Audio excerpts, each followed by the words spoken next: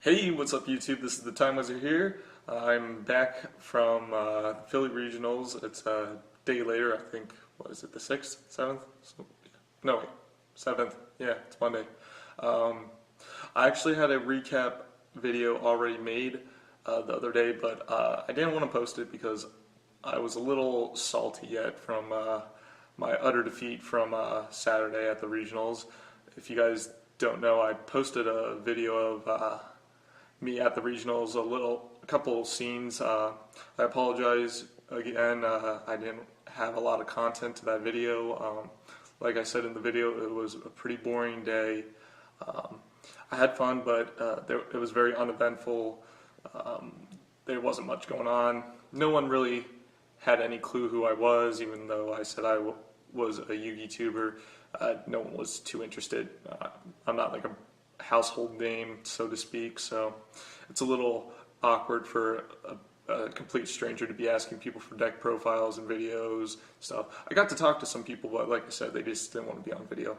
But I want to talk a little bit about the Philadelphia Regionals. It was very different from the last time I went. To start things off, security was bumped up quite a bit. And what I mean by that was everyone was given like a blue wristband and every bag was tagged. So upon registration, you had to go, before you could even go into the main room, you had to go to another checkpoint and get a tag for your wrist and a tag for your bag. And they constantly had ushers at the one set of doors checking people if they had tags on their bags and their wrists. Otherwise, you could not go in. And there's multiple other entrances, but they had those locked down.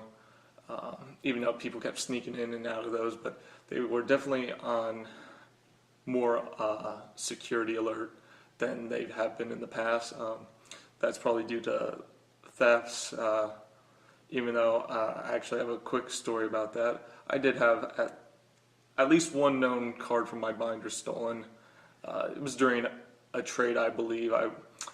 I was talking to another guy while the trade was completing, and at some point he must have took the card out, but you know, whatever. People are assholes. It's gonna happen.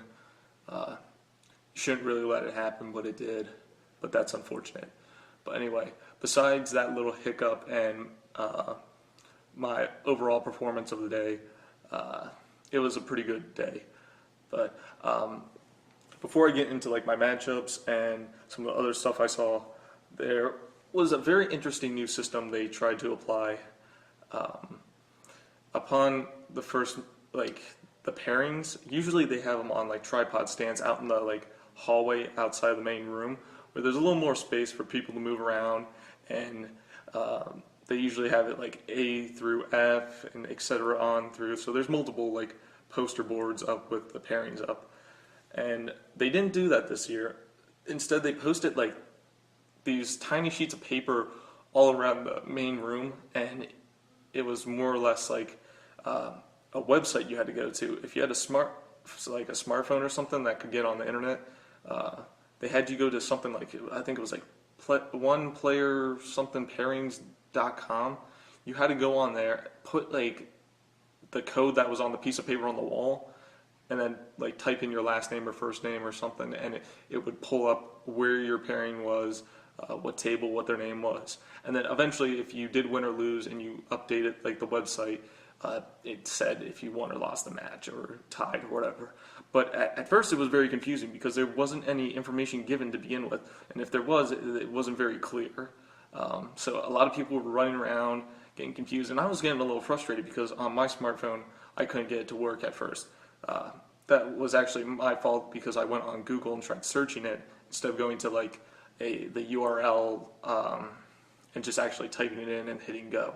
I found that Safari ended up working, but you know, I never use Safari. I always use like Google Chrome on my iPod or my iPhone. Sorry, but eventually I figured that out, and I couldn't understand why they did that at first. But it goes back to the security issue of people having to go in and out of the main room.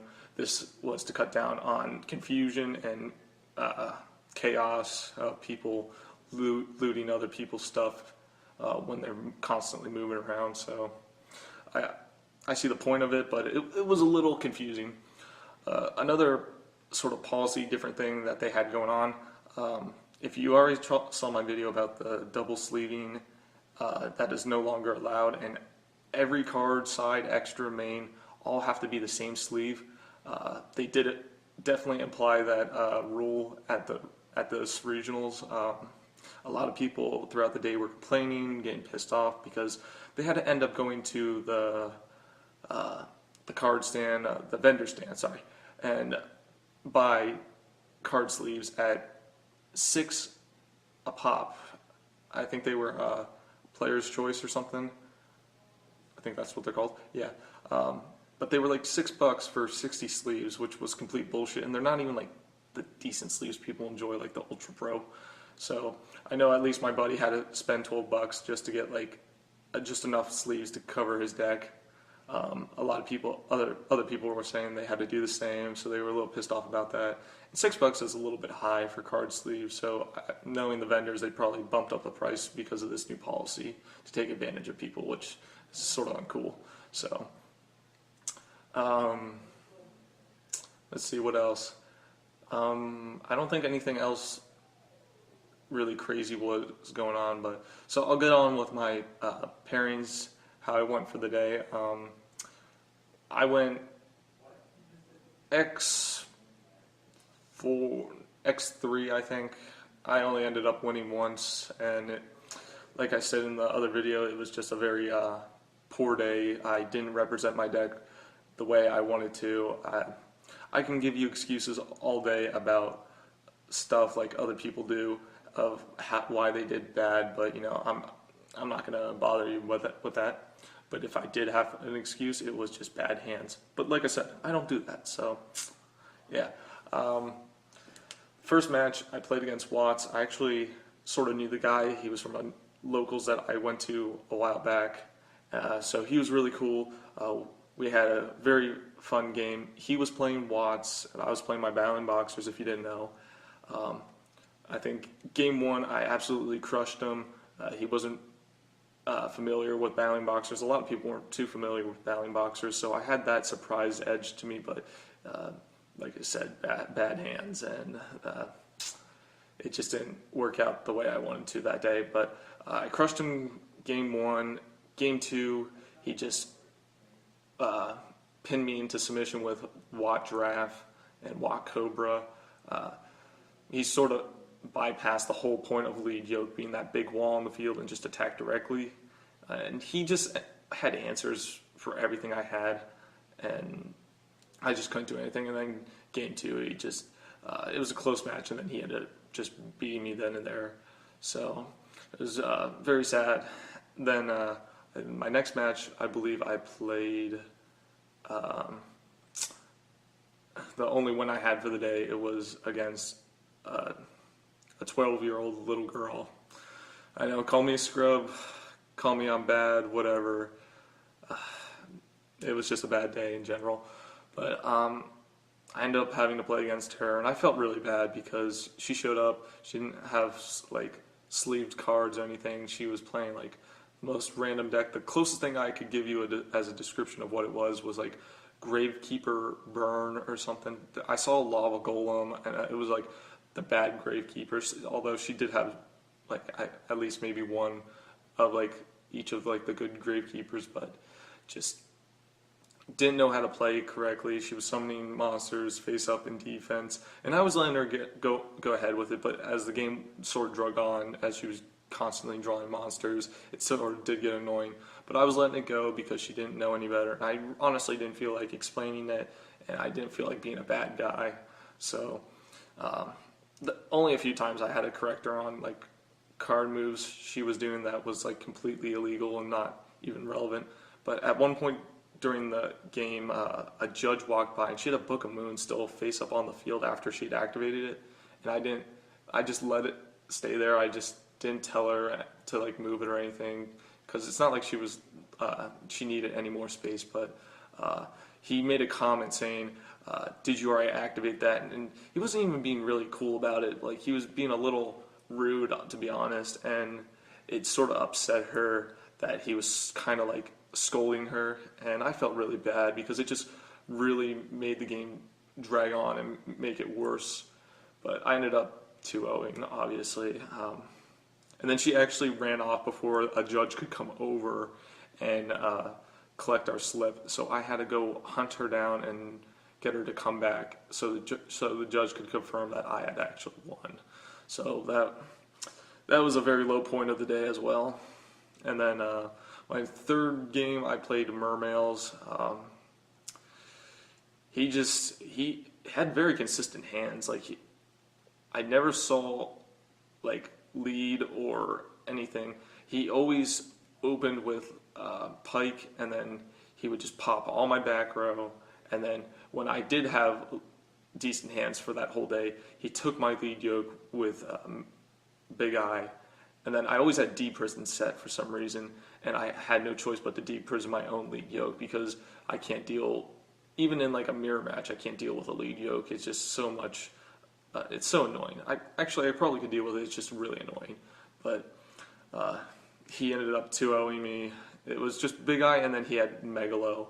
And I think the second game, he had just enough to beat me. Actually, no, it went into 3 games. I did beat him back in the second game, but... and then at that point of the day, I was feeling pretty low, 1 and 2, so I did play the 4th game, and I played against Boujins, which was very surprising because it's not like it's a complete deck right now. They're still waiting on some cards and Shadow Specters, but the deck did look fun. He ended up having like Honest every single time and answers for my answers, and once again I did not draw decent hands. It was either all spells and traps or all monsters. So he outplayed me, and I just did poorly. And I really feel bad as a Battling Boxer player because I went with every intention of showing off the deck and making it look good, showing that it can run with the meta. You know, it can stick out there with some of these other decks. And throughout the day, people were asking me, how is Battling Boxers? Are they a fun deck to play? Like, people seem interested in it, but when they saw how I played with them, it sort of gave Battling Boxers a bad rep, and that just really disappoints me. So, but next regionals, I will definitely be more prepared. May not be playing Battling Boxers. I don't know what the new cards coming out. I'll play test it some, but who knows? I might play just Gravekeepers next time because they've been known to be a decent deck in the past. So it just depends on where the format goes and what the format is when the next regionals comes around when I go to one. So, but I guess that's enough from me, guys. The video is going on long enough, but if you have any questions or comments, you know, like I said, call me a scrub, whatever you want to do. I don't care. I had fun throughout the whole day, so I don't really regret too much, but wish I had done better. But anyway, guys, that's it. That's the whole recap. Hopefully, if you did see me there and you're seeing this video now, maybe next time you'll say hi or you'll talk to me. I didn't see too many people there that I knew from YouTube or like recognize, so. But whatever. As always, guys, please like, comment, subscribe, and I'll see you next time with more Yu-Gi-Oh videos.